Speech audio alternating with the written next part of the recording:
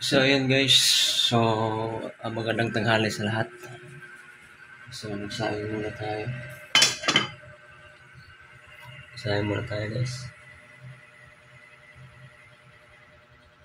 Kasi mamayang alas 2 ay jujuti tayo sa trabaho natin. So, tatlong araw ng trabaho natin. So, ayan.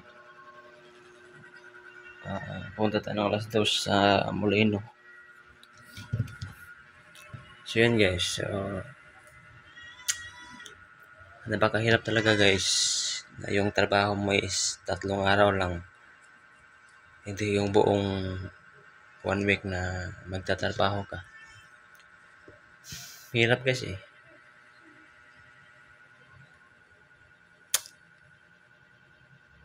Hirap talaga kapag nandito ka sa Manila. Ay,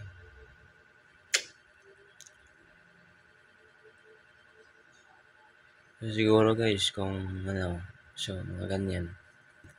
So, wala tayong magawa kasi ayan, 'di ba? Wala tayong magawa.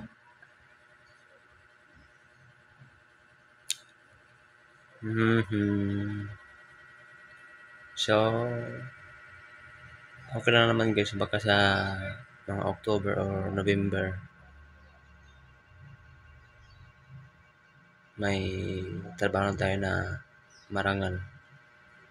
Yung 'di ba? So, pasensya na po kayo guys sa video ko ngayon. So, ngayong umaga. Sa ngayon tanghali.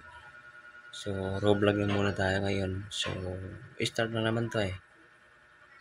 Hindi lang muna hindi lang muna kayo bigyan ko ng magandang mga vlog or kasi raw vlog lang muna para naman may i-upload tayo sa 'di ba? So, yun lang guys. So, dito lang muna tayo. Dito muna tayo kasi bibili pa ako ng ulam sa labas. So, dito lang muna tayo guys. Thank you so much and God bless all.